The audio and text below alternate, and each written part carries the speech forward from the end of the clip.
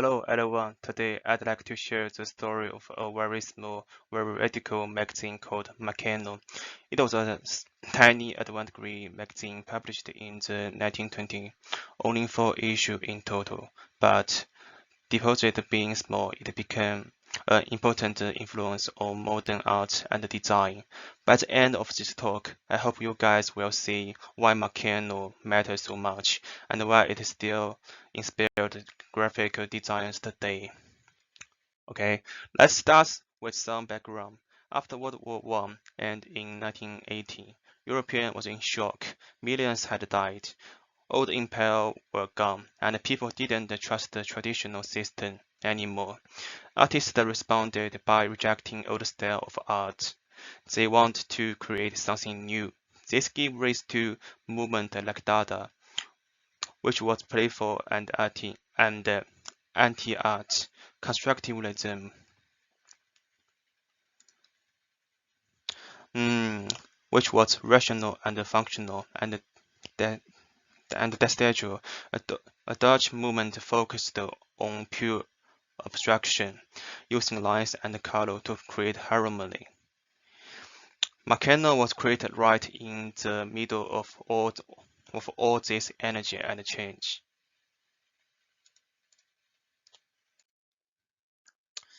The person being Mécano was Theo van Duisburger.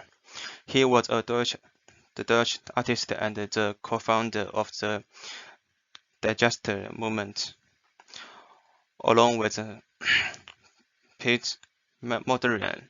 When Duisburger believed in using simple lines, geometric shape, and primary color to create balance in art, but he was also curious about the wild, experimental world of data. He wanted to explore art that was more playful, more more interesting. To do this, he created Mécano under the fake name I.K. Bonset, so he could experiment freely.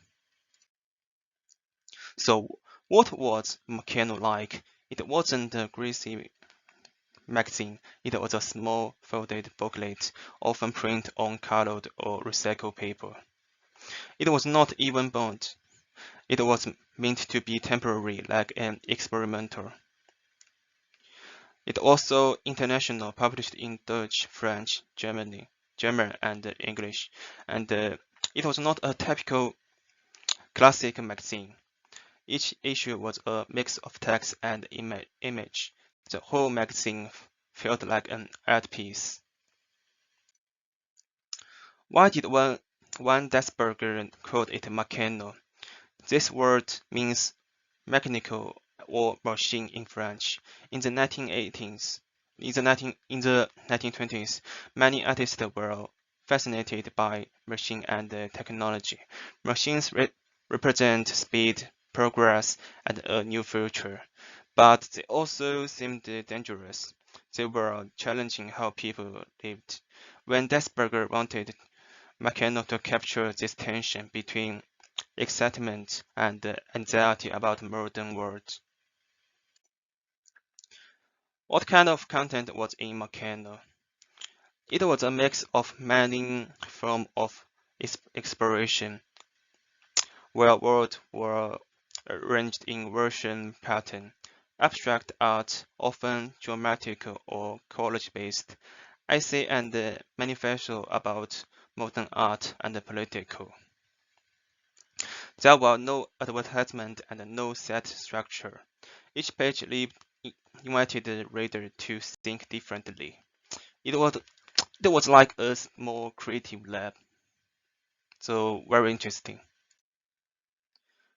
Mm, um, One of the most remarkable things about Mécano is that it connected so many leading artists from all over European. It wasn't just a local Dutch project. When Desberger reached out to friends and fellow avant-garde thinkers across different movements, so it shows how even back then artists were cooperating internationally long before the internet made that easy. Okay, let's keep talking. Mm, Mécano also Mécano also attract many leading artists. No, one of the most interesting things about Mécano was its design. When Desberger experimented with how text looked on the page, he used both modern sense typeface. Text sometimes ran sideways, or something like the letter spacing varied. Whole page become visual compositions. They were not just for reading, but for but for experiencing visually.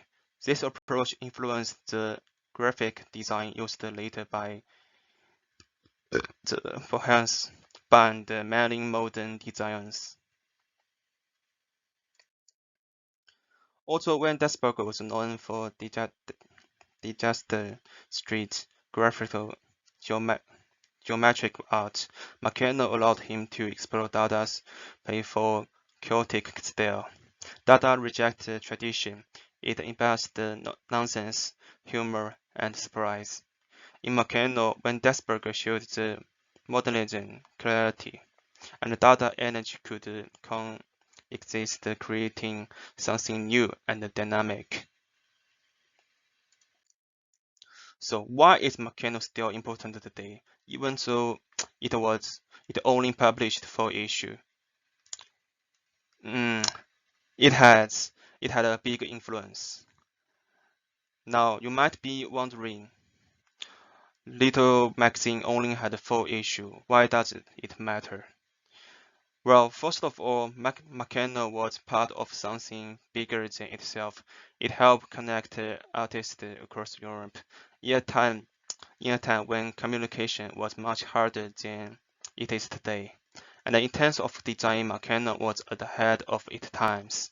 The way it treats the print page as an artwork really inspired the later movement, especially in the designs.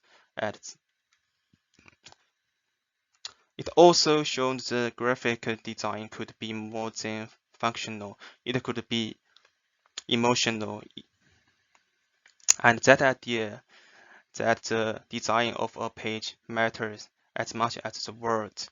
It's something we still follow today in both print and digital design. In short, Mécano was small, but it had a huge influence. To sum up, Mécano was a tiny, short-lived magazine, but it captured the spirit of its time, a time when artists were questioning everything and experimenting with new ways to communicate. Even today, in a digital world, Mécano reminds us that the design of medical media matters, not just the content, but how it looks, how it feels, and how it engages us. Thank you so much for listening. Have a good day, guys. Here are the sources I used for the presentation.